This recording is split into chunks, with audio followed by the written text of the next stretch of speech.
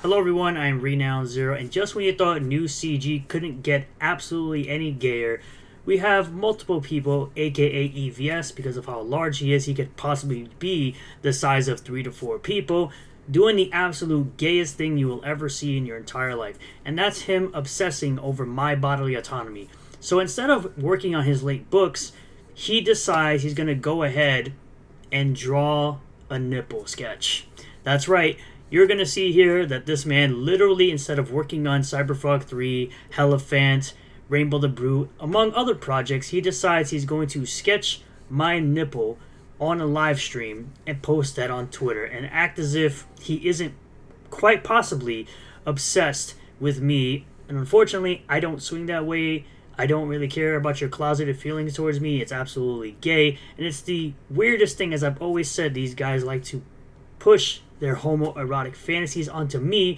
Meanwhile, you have a fat, overweight, out of shape New Jerseyan washed up comic pro literally drawing men's nipples. So before we get into it, it's going to be a quick video, trust me. We have the ISOM number 3 pre-order up for 62 more days with 390,243 in total sales, 6,236 in total books. Now I could absolutely see this book selling 10,000 books or possibly more. We'll just have to wait and see. We have the Ripazine number 3 at $80,412, 3,446 in total books sold. Again, as I always say in every video, this is of course a magazine, not a full comic book, available for just $8 or free with a Rippaverse membership, which has previews of ISOM number 3, The Great War of Separation number 1, ISOM 3 written by Eric July, and The Great War of Separation written by the legendary writer Chuck Dixon. And of course, a short story with Dirty Deeds, written by the Rippaverse's own Carol Brown. Now, you do have Phenomenova issue 2, which looks like it wrapped up funding, but you can continue to get this book on Fund My Comic. You can also get Heroic Tales number 1 by John Bua over on Fund My Comic as well. But remember, you have to support literally anything you can if you like it, because that's what I do. I will literally support other projects, because it's funny how these clowns always like to come at me for supporting the Rippaverse with my money. Meanwhile, I've backed Phenomenova issue 1, issue 2, I've backed Heroic Tales number 1, I have credits in Heroic Tales number 1, and I've even grabbed books from Rini Strikalski, like, I don't know, Fiendish 1, 2, and 2.5, which you could get access to a permanent digital version online for just $10 for chapter 1 or $12 for chapter 2. And you also have Rini putting out this video talking about and shouting out other indie creators, because of course that's how you get the word around for people, is word of mouth. Let's get into the video really quick. One of the things that I've seen creators and fans of independent comics lamenting is that there is no set path for indie creators. It's really hard to be seen. Might as well not do it, right? Wrong. There are people making original comics and thriving. It might just take some work to find these pockets of creativity. YouTube channels like Bad Ink and Mew Tripled are all run by indie comics creators. New companies like Rippaverse Publishing and Iconic Comics have built IPs that sell the world over.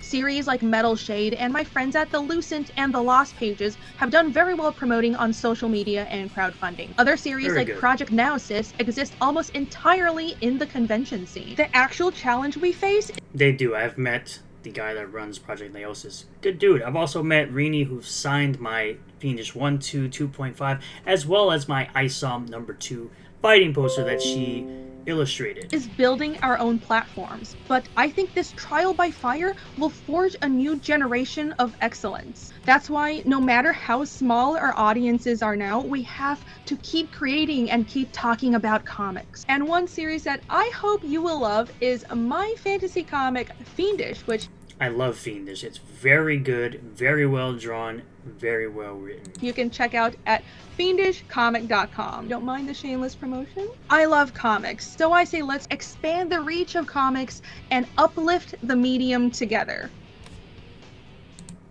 Yeah, she drew that. Freaking awesome. We also have Death, Death, Death by Joe Ball. That was closed, but if you do want to get a copy from this man who is hard at work, actually putting in that work, drawing, inking, and I believe coloring the book, making 3 different versions of this book, which I've got them all pre-ordered. You can DM him on Twitter and ask if you would like to buy a copy by paying him on PayPal. But rather than do all of that stuff, you would rather support a guy who is busy drawing nipples of men while the Rippaverse continues to put out books, as I just received my Rippaverse Trinity Volume 1 just this week. And then next week, The Great War of Separation will be shipping out on March 14th. So rather than, putting out material, this is what you're supporting. Now, you're free to, of course, support whatever you like. But for people to sit there and act as if the work ethic of Eric July and the people that work for the Rippaverse is the same as Ethan Van Sciver, it is absolutely not. This is what he chooses to spend his time, and of course the cope will be, well, it takes only 5 minutes. Yes, that is 5 minutes that he could spend drawing Rainbow the Brute, drawing Cyberfrog 3, drawing Hierophant, drawing anything else. But you choose to obsess over someone else's bodily autonomy because you're clearly in the closet. You still have Rainbow the Brute that was ended, by the way. The thing went into in demand on January 29th, 2021. Right here. What was the last update for this book? 2 months ago. I should have more colors to show soon. Meanwhile, you're still drawing this book. Just like Graham Nolan would say, it doesn't take 4 years to draw a 48-page comic book. You even have Wrath of Hierophant that barely made it over the mark of 6 figures. 4 months ago was your last update for this book. I'm sorry, I just had to make this incredible piece by artist, Sean Salter into a cover for this book. It's so great. Ready to print. You made action figures for a book that isn't even released. That's a bigger slap in the face than you guys always cry about my 3D assets.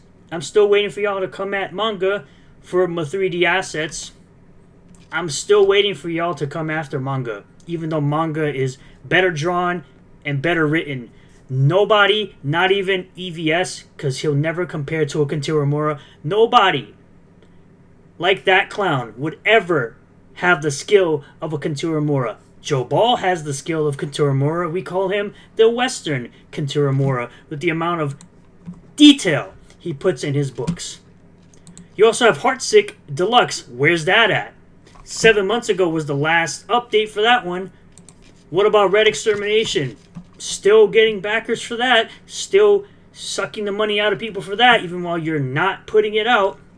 It's over a year. It's almost a year and a half. Actually, it might be a year and a half since you ended that campaign and went into in demand. Yet people want to sit here and talk about, oh, Cyberfrog 3 is making more money than Isum.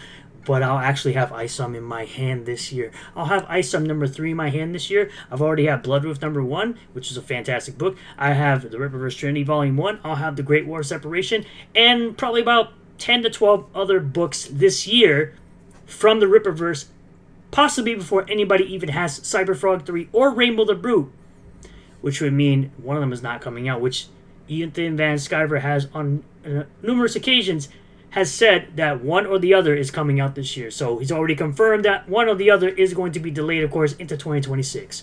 So for people to sit up here and try to crap all over the Rippaverse constantly while defending this garbage scam nonsense that this clown is doing on a consistent basis, and then like, oh, well, he's drawing it every day. Clearly not. He's spending more time crying about the black man in indie comics who destroyed him in his own business rather than creating product for customers that paid for it. So, thank you all for checking out this video. I really do appreciate all the new subscribers, returning subscribers, new viewers, and returning viewers. If you do like this video, hit that like button. Comment below you feel about this. Subscribe for more content. Hit the bell for notifications. Set the bell to all. That way you'll get a notification anytime I post a new video or go live on the channel. And I will see you all in the next one. Peace.